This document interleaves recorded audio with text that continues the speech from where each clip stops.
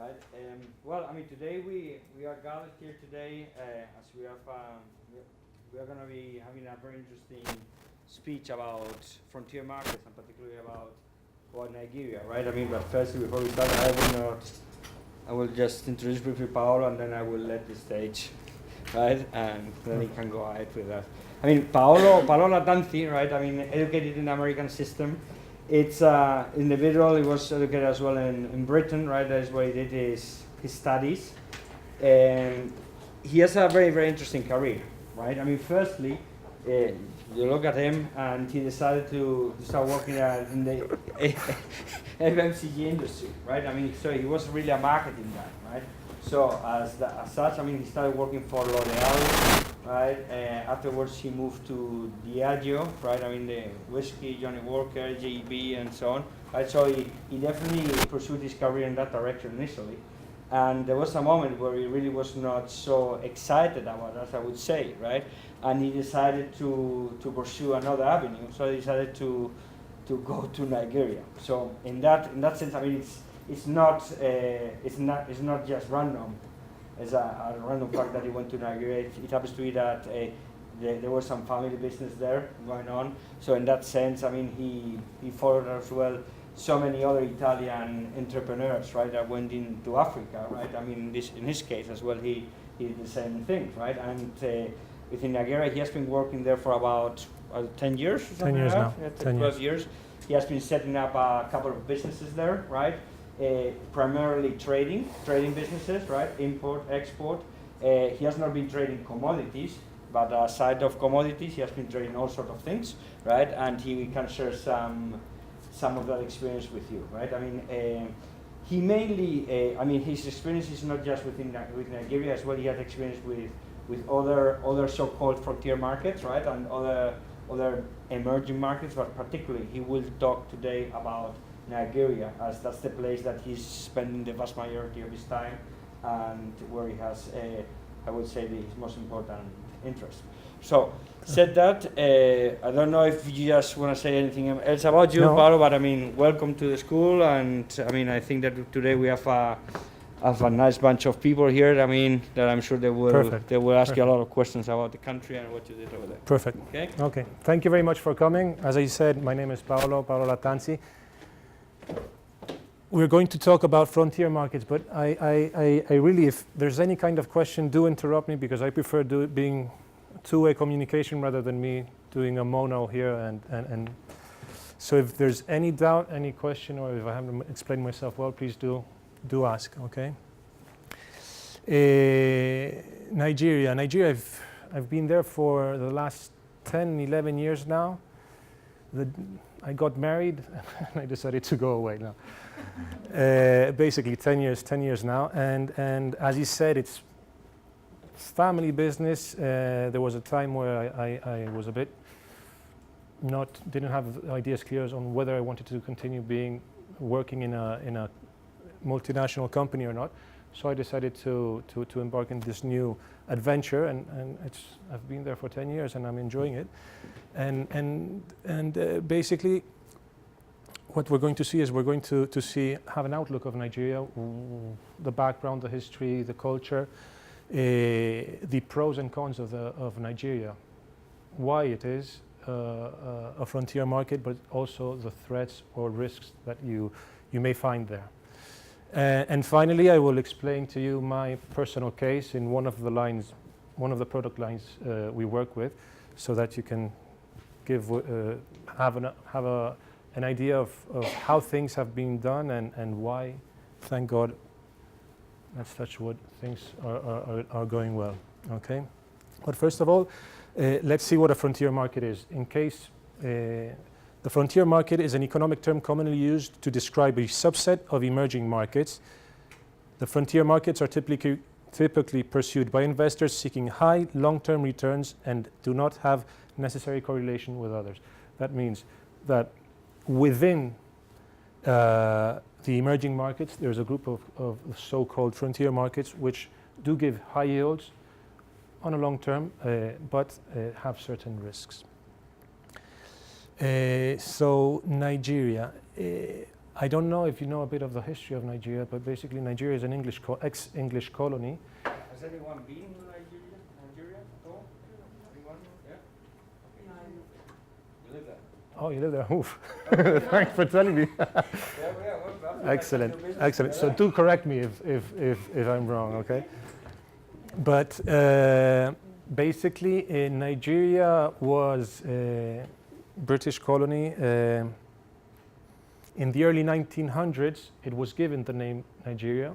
The English drew a line around an area and just said, okay, let's call this Nigeria, and didn't take into consideration whether there were 500 ethnical groups, different languages, different religions. So they just mumbled them together and said, okay, let's do this a country.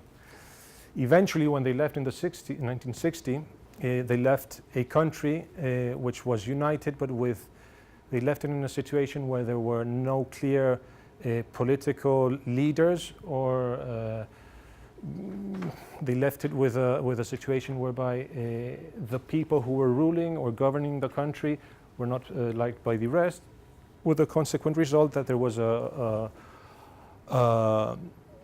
Biafran war. To make it very simple, the southeast, where the petrol is, declared themselves the nation of Biafra. The northerners, who knew that there was petrol in the south, did not accept this, so there was a civil war, with the result that everybody reunited and continued being Nigeria. Three main languages: Yoruba, Hausa, and Igbo, which also correspond to ethnical groups. But there are another 500 languages there, and it's impossible to understand. Yorubas do not understand Hausa, Hausa does not understand Igbo, and do not have any interest in speaking the other language, but they all do have one common language, which is English. Likewise, there is two major religions, which are the Muslims and the Christians. I guess you will have heard that maybe they do live peacefully in certain areas, but in other areas where there are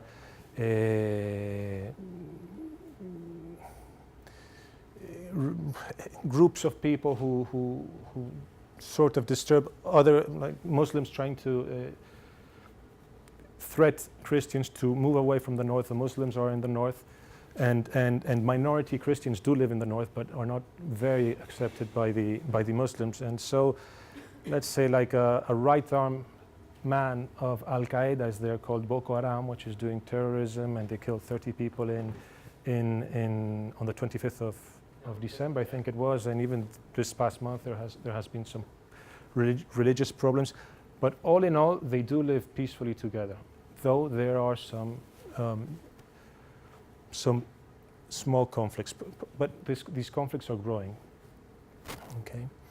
If we look at the wealth that Nigeria can export, we have petrol and groundnuts, palm oils, and cocoa. When the English, when it was an English colony, the English did do a very harsh and good work in the agricultural industry, and I think Nigeria was one of the first groundnut exporting, groundnut or peanuts, okay, exporting country.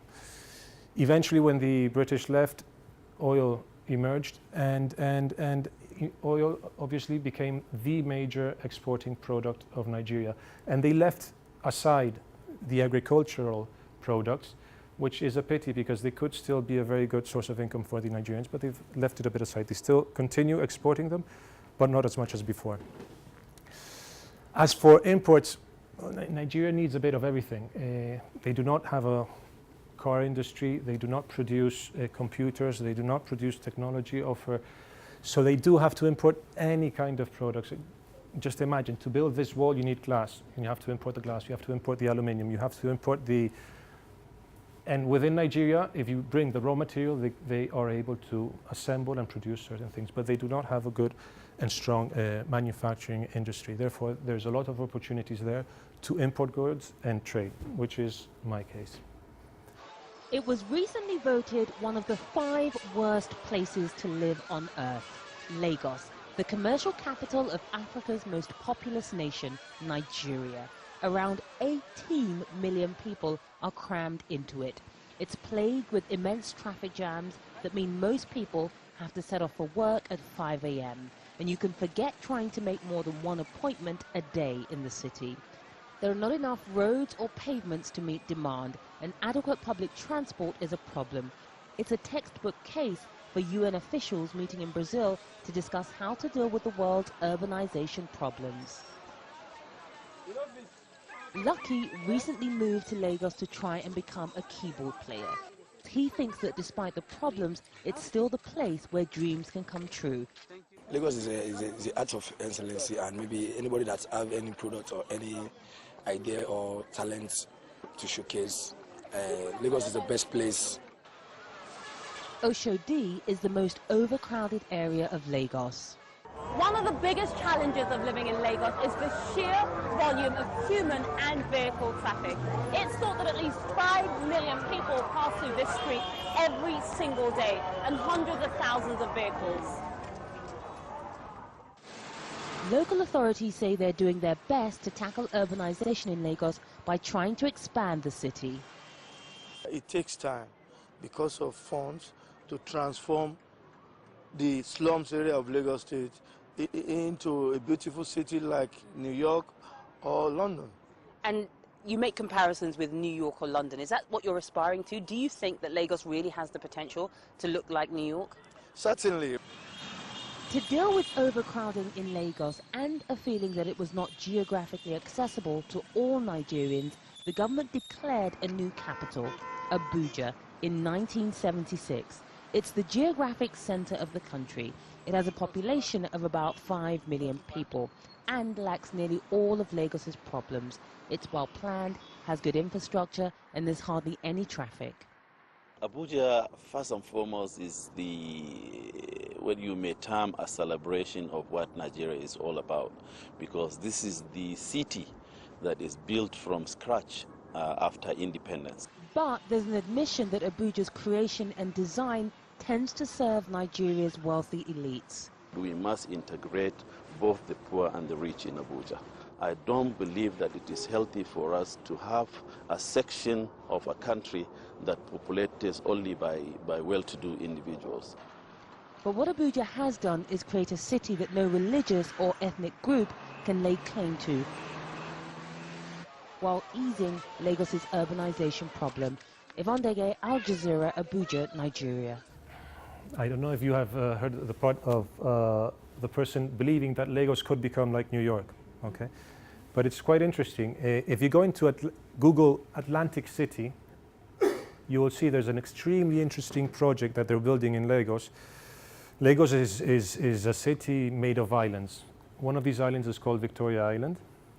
On the shore of Victoria Island, there is the ocean, okay? And what this project is, and they've started it, I've seen it, I've walked on it, and it's incredible. They are building, I don't know, the size of Majadahonda. You know Majadahonda, more or less, the area? Huge area on the ocean. They're filling the place with sand, and they're going to make an incredible city there. Or at least that is the hope that they want to do. Google it, because it's extremely interesting.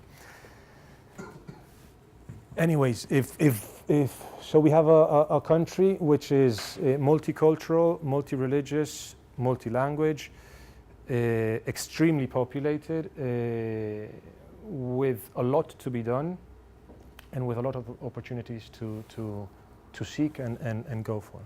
So Nigeria as a frontier market has an extremely good and strong growth rate. 2010 and 2011 are estimates, and they're definitely wrong, as far as we know. Okay, so I'm talking of Spain and Europe, but what we see is that the average growth rate, GDP in Nigeria, is about 7%, 8%, and in 2012, I've been reading, it's going to be around 8.5%, which is it's huge. Potential it has the potential to do plenty of things. So we do have a very high growth GDP growth rate, which enables you to do things. But then again, there are barriers to entry to the country. Barriers to entry, I speak of from any entrepreneur who wants to go there. First of all, it's not like going to Europe. You come to Spain, you know Spain, but I'm Italian. If you go to Italy and you want to settle a company, it's relatively or very similar to doing it in Spain. If you go to Nigeria, it involves some costs which are difficult to estimate and are quite high. I'll just give you an example just to start off. If you want to go there and live, you have to rent a house. To rent a house of 150 square meters in either Victoria Island or Ikoyi, which are residential areas, you may be paying around from $50,000 to $80,000 per year. Okay, but this is not the problem. The problem is that you have to pay two years in advance. So you have to have in your pocket $160,000 in your pocket just to start off living. After that, if you want to settle a company, right now the legislation has changed slightly and has made it more difficult for a foreign investor to open up a country, because I think that the capital involved is even higher than it used to be. But then again, you have to look for a warehouse or for an office or for a factory. Once again, you want to be in the spot, which is Lagos, which is the commercial capital of the city. And it's expensive. Once again, the same rules apply. 2 years in advance of rent. If you want to buy it, then you have to talk of other numbers. But if you want to rent it out, it's big money. And then the cost of living. It's not like saying, oh, let's go to Cuba where things are relatively economic. No, Nigerians, for an expatriate, it's quite expensive. It's basically like living in Spain or even higher in certain cases. Yep. So how can people live there, afford living in their country while still developing? Expatriates. So it's really. This is for expatriates. What I'm saying, the cost of living. That you're different and you cannot integrate. Because you're different, you pay more. Yes, in a certain way, yes. Basically, an expatriate who goes to Nigeria will move in certain areas, okay, and may go to certain supermarkets, okay. The supermarkets, if you want to go to a supermarket which offers you the same goods that you can get in Carrefour here in Spain, or any other supermarket in Spain, has certain prices, and you have to be prepared to. I'm just putting you an example. If you go to a supermarket in Spain, the liter of oil may cost €3. If you go there, it costs 7. So then again, it does have certain things like fuel, or at least, and we'll speak about it before, fuel used to be very cheap. It used to be 65 naira, which is under euro, okay. In fact, yep, under 50 cents, 30 cents. It's not bad. But then again, the cost of living for an expatriate is not. But then again, it offers you high yields, which allows you to live there. Okay? But the startup cost is high. Definitely, what we've seen before, land of opportunities. You can just do. There's plenty of things to be done, from construction, from trading of goods. It does not have. It does have natural products of the country, but it does not have industries which enable it to produce goods. So you have possibility of importing any kind of, from consulting companies to telecommunication companies. Anything can be traded there. And then again, we have a political and economical instability with consequent security problems maybe in certain areas. And I'll just highlight one problem that we have now. I don't know if you've been reading the news. The Naira, as I said, used to the petrol, the fuel, used to cost 65 Naira per liter, which is 30 cents per liter. On the 1st of January, the government decided to remove the subsidy that it was putting on the fuel, with the consequence that the fuel has gone up from 65 to 141 naira per liter, which is 70 cents. Okay, this is 120% increase in fuel price. In fuel price, everything goes around fuel. Transport. So to go to your office, you pay double the price.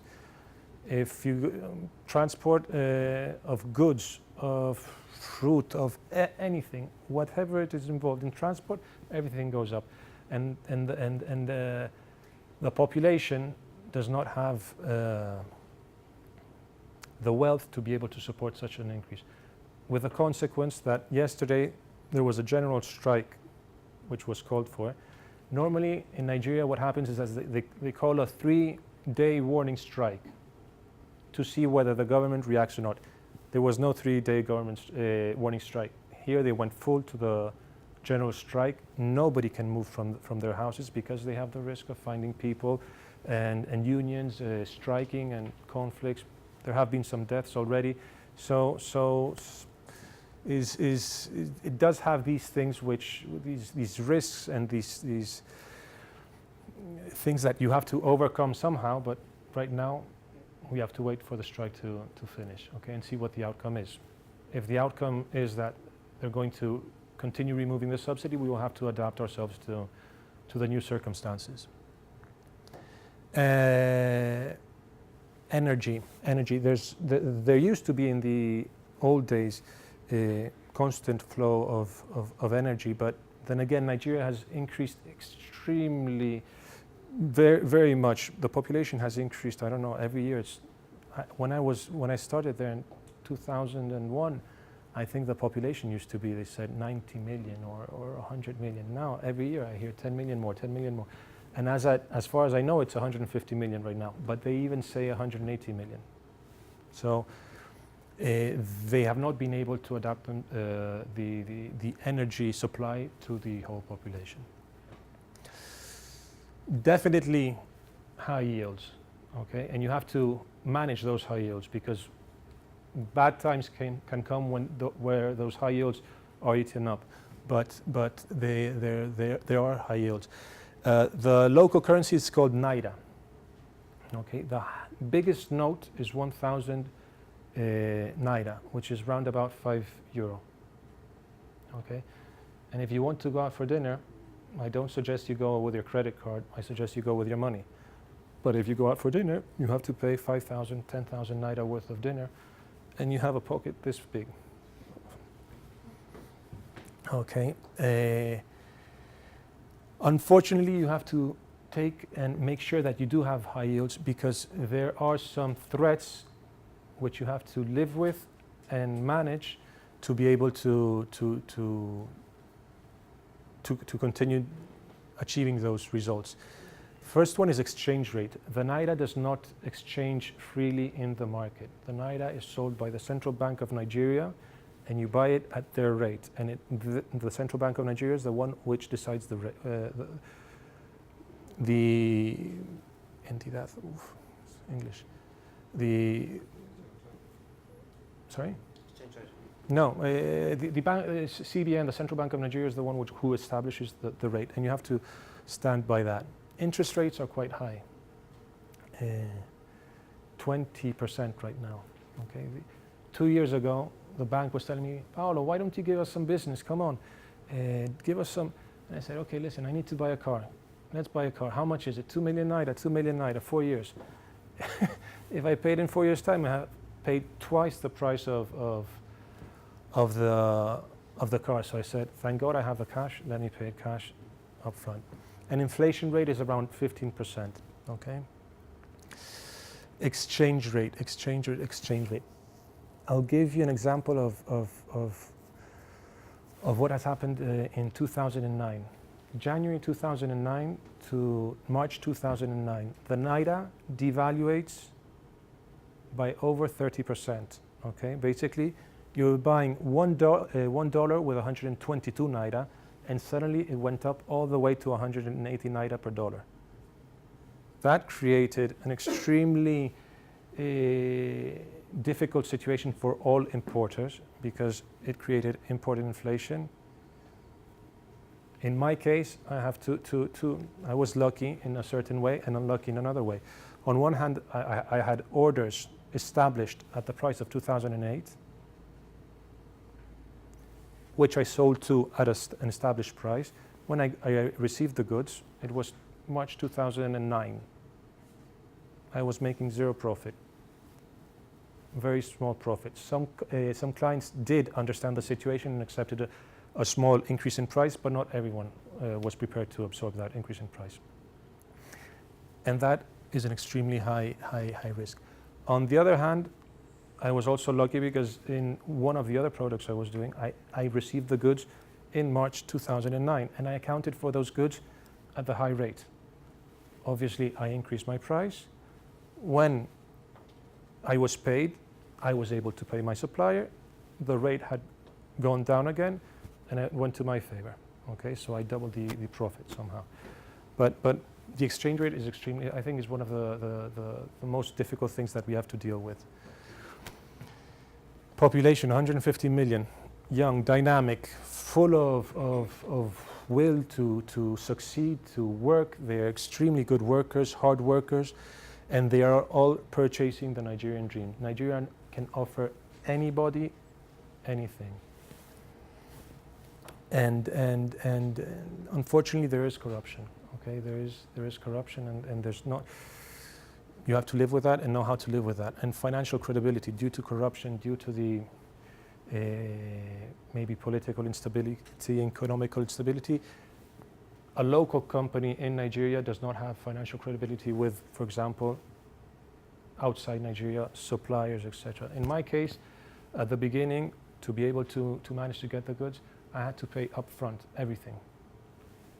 So I ordered today, I received the goods, and I pay them today. I receive the goods in 3 months' time. I sell my goods.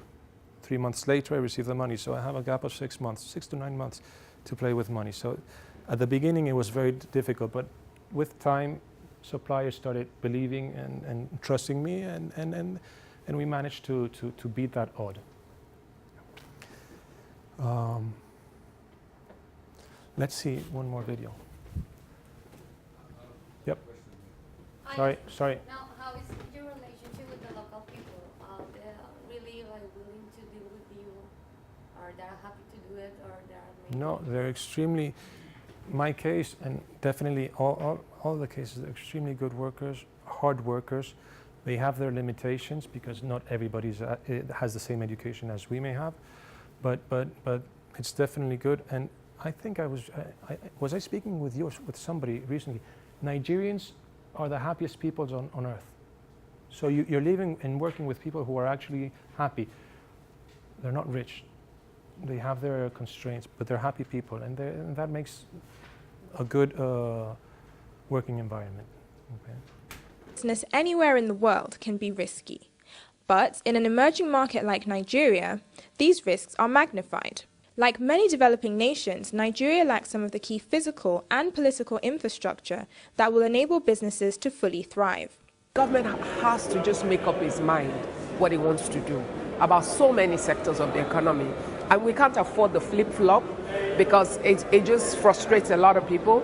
And after a while, you get tired and you really just don't want to get into investment again. We also need to watch the cost of funding because it makes us uncompetitive for international level. I mean, Nigeria itself is a massive market. 150 million people, that's the market.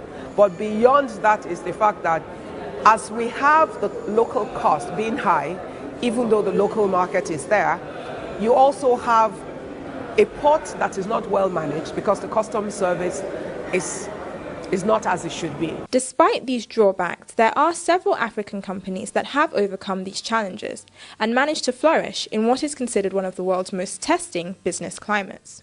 You basically have to find a way to get yourself started. And I did in a sense because one, there's a culture in my industry of customers paying a down payment for the business, for their order. So if you get the first down payment, And I found out that the carpenters come to you with their tools, so I didn't need to find money to buy their tools.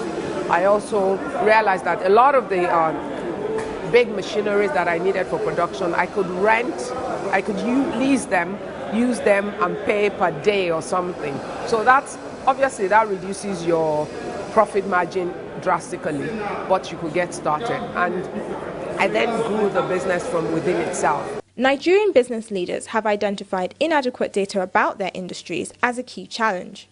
Without proper information, officiating bodies cannot make informed decisions, and this leads to frustrated business owners and poor investor quality. Judging Nigeria by policy, I wouldn't actually score them low. I think the policies are good and they're investor friendly. But the biggest problem I have as a constraint to investment in Africa is the quality of the institutions themselves. If you take the Securities and Exchange Commission, the policies are right, the leadership is right, but the institution itself needs to be transformed.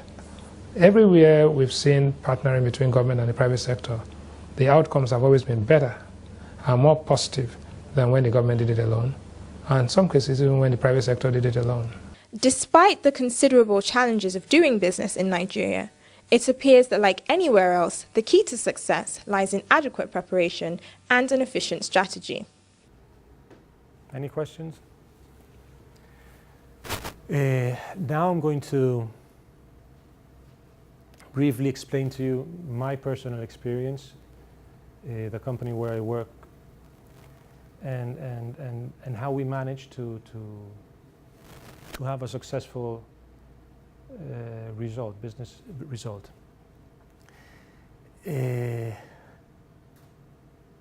First of all, we have been based in Nigeria for 35 years, as I've said, and that has enabled us to know the market. With time, with errors, to make it brief, when we started off there, we started off as a building company. We were building hospitals and hotels. In the 80s, there were a couple of coups d'etat, with the result that where we were meant to be building a hotel, suddenly there was no more project. And we had to adapt to that situation. We had to learn that no more hotel, what are we going to do next? So thank God we knew the country, we knew the system, we knew the other companies and competition, and especially the requirements and needs of the country. So we started importing goods related to the construction, okay? Electrodes, welding electrodes, abrasive stones. And eventually one day a client came to us and said, I need a thing, a very particular thing. I need an aluminum screw cap. I said, are you sure? How much do you need? He said, well, let's try one container. So we started importing aluminum screw caps, one container. The container had not even reached our warehouse. They were asking for another one, which made us see the possibility of, well, this is a specific niche product. Let's go for it. There's interest. There's small competition. Let's see what we can do. And we started importing aluminum screw caps for local distilleries and pharmaceutical companies. And right now we're top 2 company, or the second, third company in the market. Okay. Definitely, these are local markets. Definitely focused to our customers, and we try to work as close as possible to them to be able to satisfy their needs. If they need any kind of product, personalization of the caps, specific size. For example, there are 3 standard sizes, okay, A, B, and C. But one of our clients was having problems with forfeiting of his products. So he said, listen, I don't want B and I don't want C because these products are standards and they're copying those caps in the market. What can you do for me? So we had to go and speak with our suppliers, and we managed to come up with a D, which was special made for us and for him. What are aluminum screw caps? What are aluminum screw caps? Excuse me, can I take this? Right. Screw cap, aluminum. Small product, very... Okay. And very strong bond with our clients in such a way that they continue working with us throughout the time. Now, before when we started off 10 years ago, 12 years ago now, there was not much competition. Now everybody's coming. Everybody's coming with cheap products, lower quality. Indian quality is inferior and cheaper than European. We started importing products from Italy. Now we're importing them from Italy and India, but Italian quality, okay, or high quality, good quality. And so it's very important to create that bond, and people are willing to patronize you if you have a good relationship to them, and they're willing to pay a higher price provided they are sure that what they're buying is good quality, and will definitely get a good delivery service from you. Okay. Efficiency is extremely important. As I said before, when we've spoken about the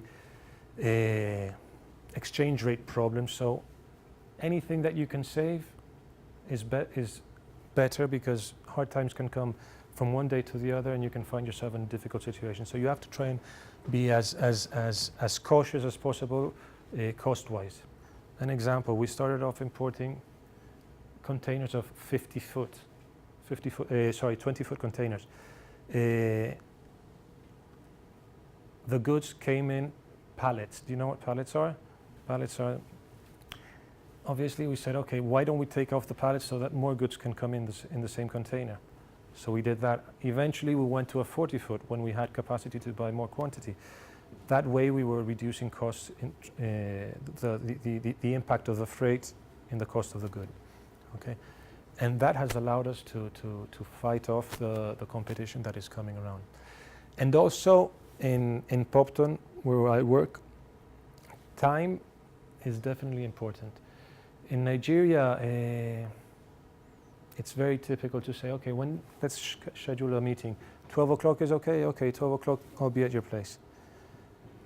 And maybe the person who's meant to be there at 12 o'clock will be leaving his office, who is an hour away from your office, and will reach there at 1 o'clock, 2 o'clock, depending on the go slow. Go slow is the traffic, okay? That they call it go slow. And for me, the time, and for my company, and everybody has understood that, time is extremely important. The more you are able to anticipate things, the better you will manage to solve them. Yep. Is the Nigerian government actually willing and able to change anything to make trade and import and these kind of things easier, or are they not interested in that? Yep, definitely. No, the government is involved every year when it establishes the budget. It is involved especially in the custom duty, okay, in the duties that you pay. In my case, we were lucky. From one year to the other, we passed paying 20% to 5%. In the same period, I was trying to import a Spanish product to Nigeria, which was a sparkling wine, non-alcoholic wine. After I had spent money going to NAFDAC, which is a local entity which regulates food-related products, spent money registering the product, etc. I was set to start importing the goods. Suddenly, the year after, prohibition of that article. You were no more able to import that. So they definitely do intervene, and with certain logic. There was a logic to that. They do have the raw material. They do have the fruit. Why don't you produce? Why don't you enhance the production locally? Okay, so that's what they did. There was a prohibition for like 2 or 3 years. Now I think you can start importing it again, but it gave time for the local companies to start production. Communication. Well, you all know the importance it has. What it has given me. Everybody in Nigeria, communication is even more important than maybe here in Europe. Everybody has three mobile phones in their pocket, okay? In case one does not work, he has the other one. In case the second one does not work, has the other one. This one works better with her, but this one works better with him. So you have to be prepared for all the problems. And it started off, I mean, 12, 13 years ago, was there internet in Spain? Hardly. It was like a dial-up system. In Nigeria, that reached later, but it reached. And now everybody is, despite the fact that they may be a bit later than a more developed country, they're always on the cutting edge of everything. Internet, telecommunications, there are huge multinationals, South African companies investing there and giving a very good service. And I've always wanted the company to be on the cutting edge telecommunication-wise, because it allows me to 3/4 of the year live in Spain but manage the company from here, okay? Which for me has been an extremely important thing, because my wife was not too happy when I decided to go there, okay? And finally, the team. The team, we have been unlucky in the beginning. We've had our experiences, but bit by bit we built it up. We built up a team whereby everybody is fully in love with what they are doing. They're fully committed to the company, and maybe because also the company is committed with them. For example, in Spain this does not exist. If you get hurt, you have either you have a private insurance or you have the Seguridad Social. You can go to the hospital. There you don't have Seguridad Social. You don't have private insurance.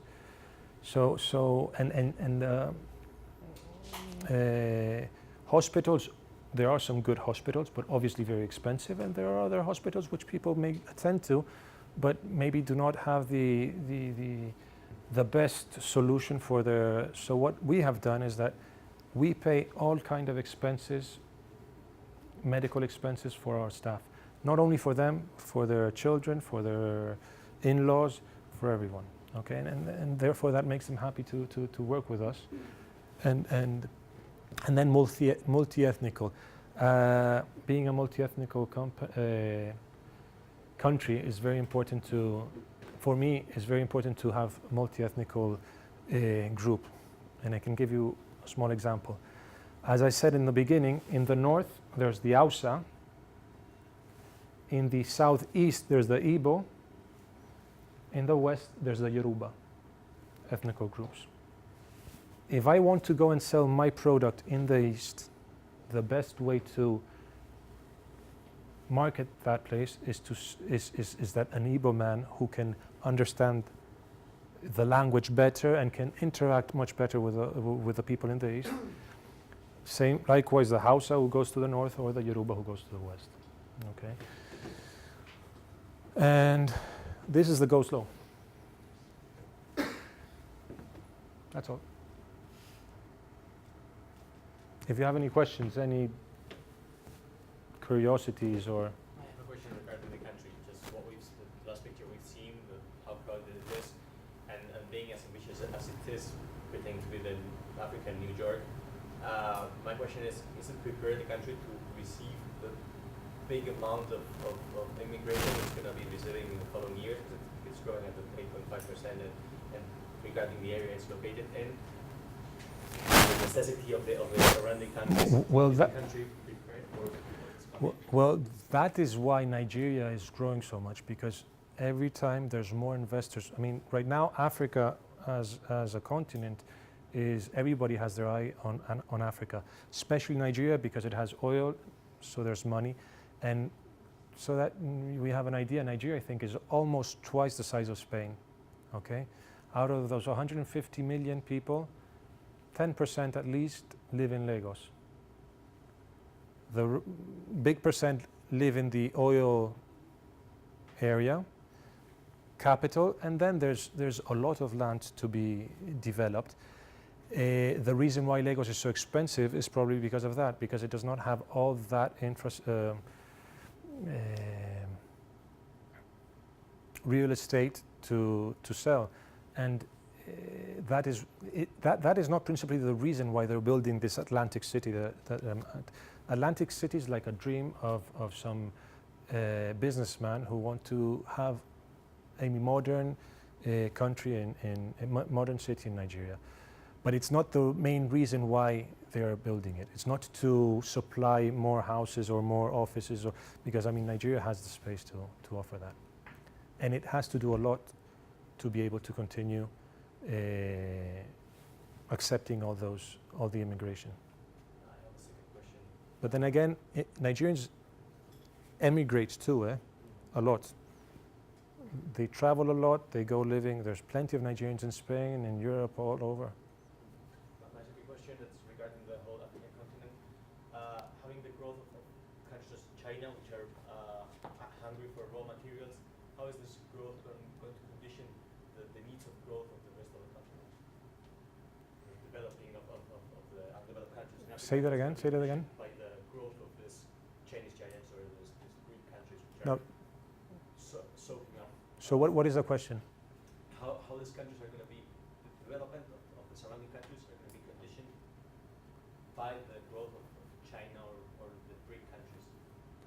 What do you see from What I can tell you is that China is investing incredibly huge amounts in Nigeria. Huge amounts, okay? Probably to achieve and get a good supply of raw materials. And probably because they've also seen that Nigeria is a frontier market which is growing at a very high rates. Okay, but I think that countries like China are definitely investing in and wanting to invest, and you cannot imagine. And Chinese do a very good work, efficient work at a very good price.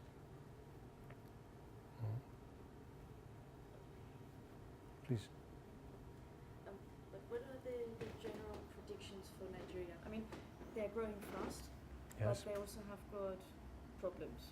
I mean, not only the overpopulation in certain places, but as well, I imagine poor people, very rich people. What is kind of the prediction? I mean, it's not always if you have got a fast growth that it's good for your country, you know? Correct. I mean, it can be counterproductive. But what is the expectations to happen for our country? That's a difficult question, and it's no. What I mean is, it's very difficult. I cannot predict what is going to happen. I mean, there's not a very strong social policy that I know of in Nigeria, which will somehow smoothen that difference. Okay, but then again, Nigerians are the happiest people in the world. It's difficult to believe, but they're happy with what they have because they know it's a land of opportunities. And I've spoken to many people, even here. I mean, I find people maybe asking for money in this, going out of a supermarket. And when I say, hey, how are you doing? They love their country. They know that there's tons of opportunities there, and they believe in that. So it's difficult to predict what's going to happen. I think there's always going to be, for now, a difference between the rich and the poor. The rich right now will get richer. The poor will get poorer. Or definitely with the strike is going to.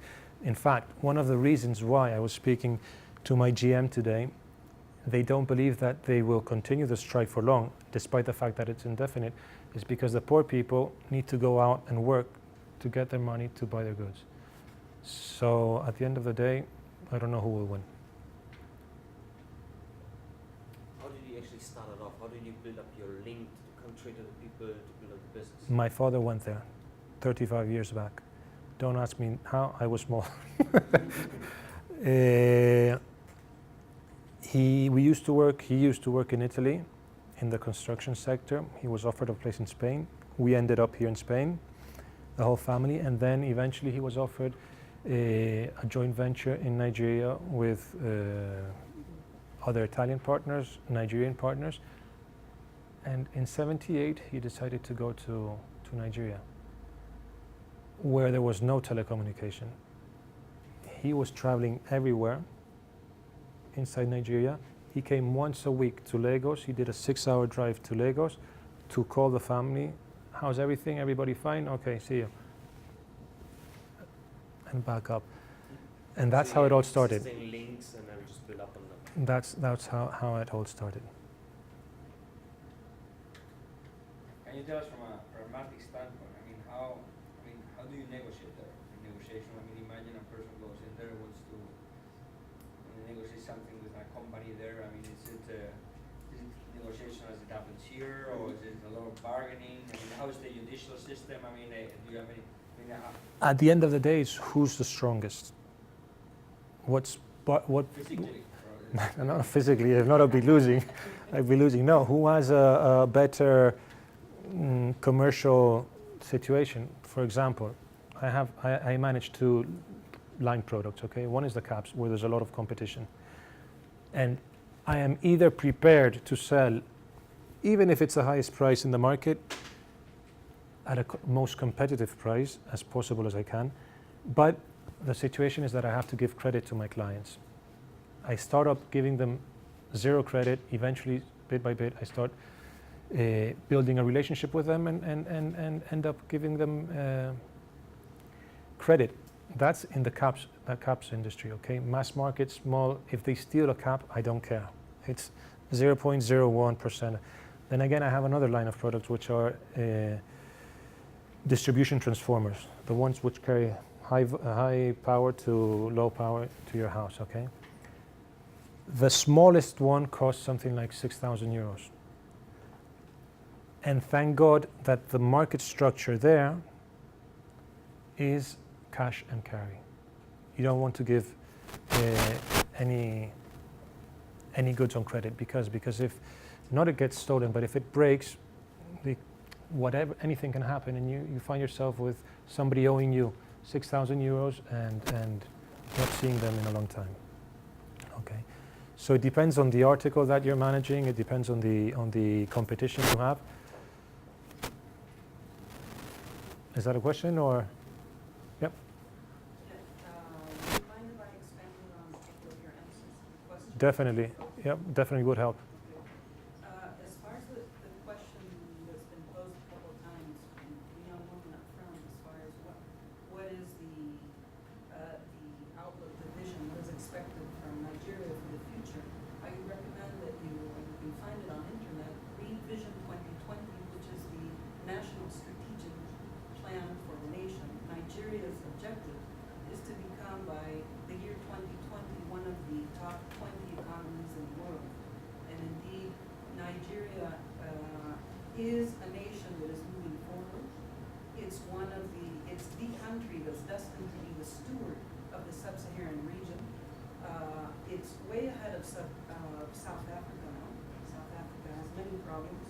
Okay, Nigeria is growing at a much higher rate, but it's also important to know that Nigeria is growing, especially in the non-oil sector. Nigeria is growing at a rate of 8.3% in the non-oil sector, while in the oil sector it's growing only at 3.8%. The government's policy now is focused on the non-oil sector. Therefore, the sectors that offer the greatest opportunities for companies who want to invest, who want to do business in Nigeria, include all the non-oil sectors, especially agriculture, renewable energies, construction, especially for social housing.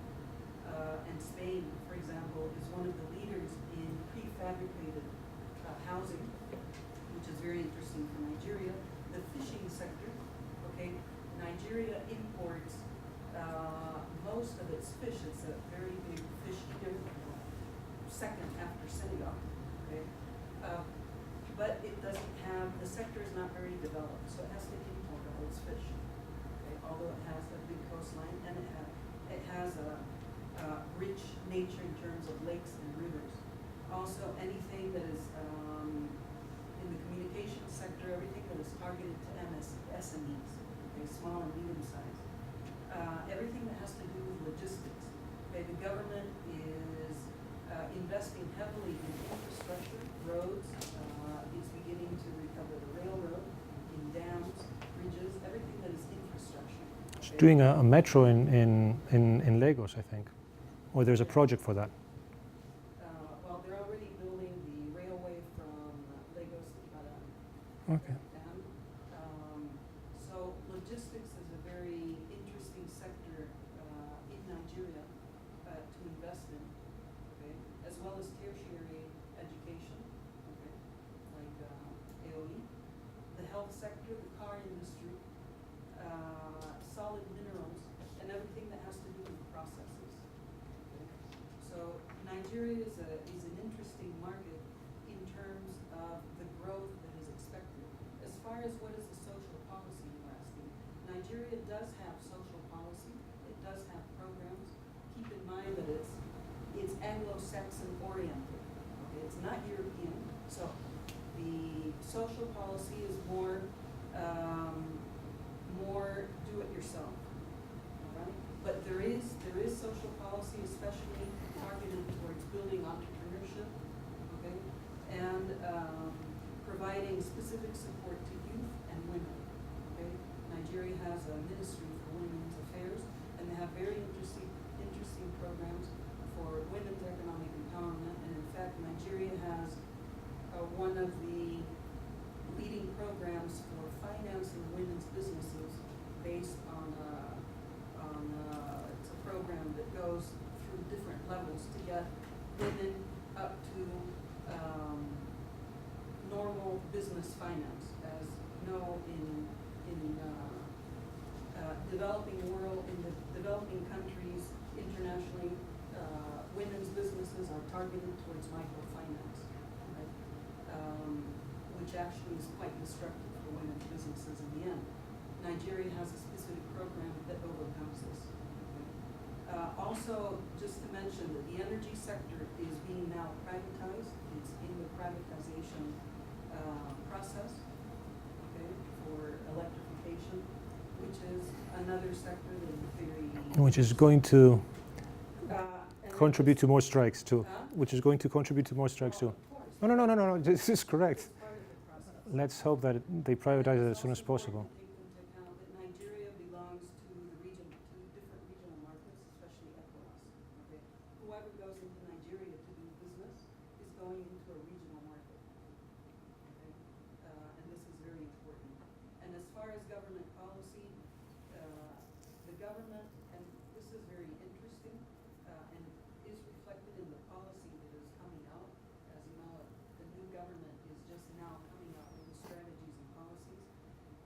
Jonathan Goodluck has established that the ministers that are now in place have 2 years to bring results. Therefore, the policy is results oriented, meaning that the ministers who do not come out with specific results will be replaced. This is something that Europe learned from.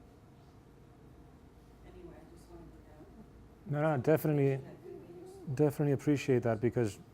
By the way, I represent a company that's called Bridging Point Global. We're established in Nigeria, Senegal, South Africa. What's it called? What is it called? Bridging Point Global. Okay, what we do is we facilitate market entry to companies in Spain and Europe in general who want to enter sub-Saharan Africa. And you're established in Nigeria? Yes, we're in Excellent. We're also in Senegal and South Africa. Excellent. And we work with private companies as well as the government.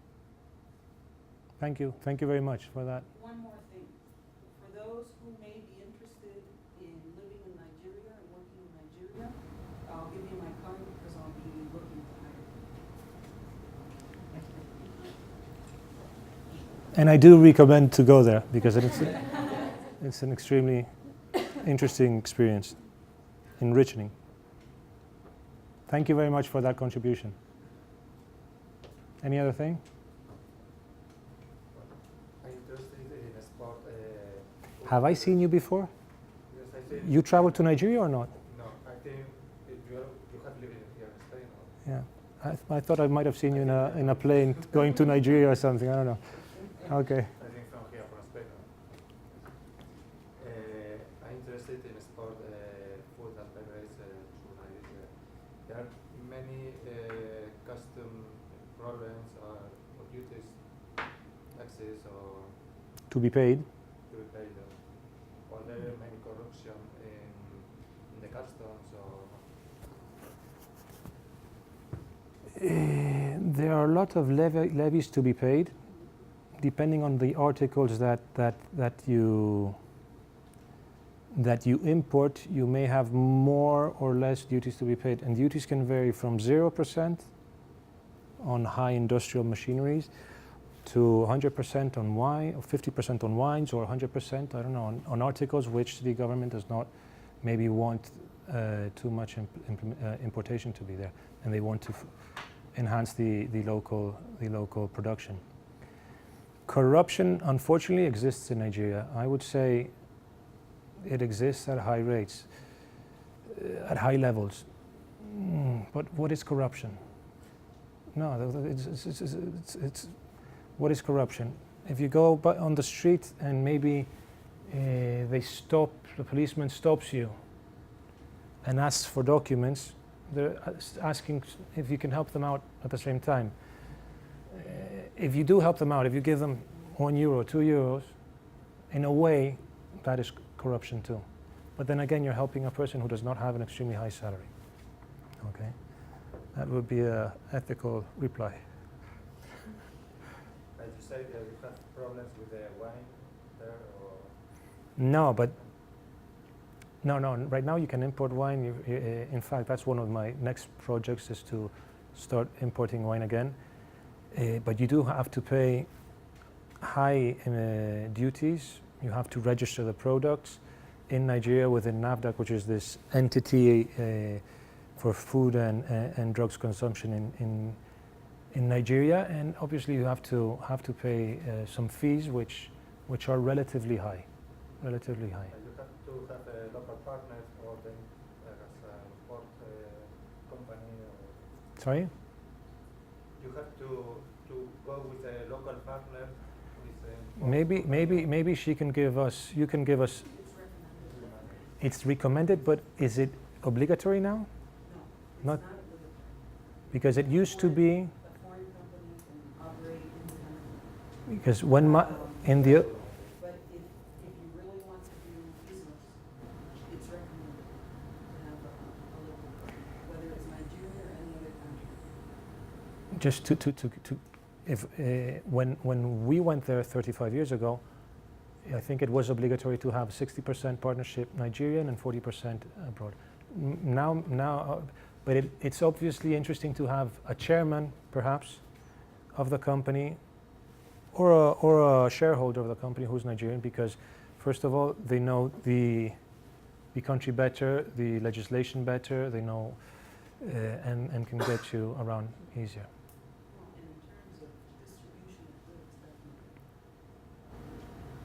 You have to have local partners to distribute. But this is true in Nigeria and whatever country.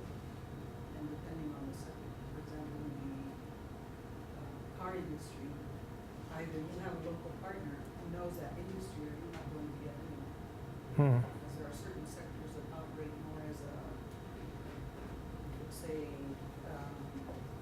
as a lobby, okay? Or you can take it even further as a mafia. And there's no way that you can get in there unless you have a local partner. And that local partner has to be well connected. No, the local partner has to be somebody who can manage the lobby or can manage the Manage and who is trustworthy. Exactly. I have to say, Nigerians, if you want to do good business, go to Nigeria. You will do business. But you have to know what you're doing. In Spanish, you would say, un nigeriano le daría 100 vueltas a un español. O sea, que hay que saber cómo te metes y con quién.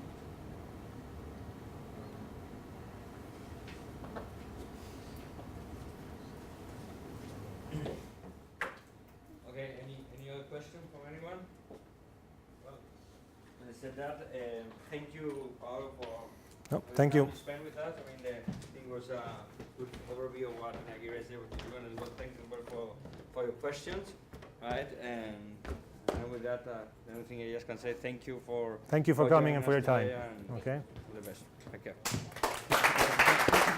Welcome.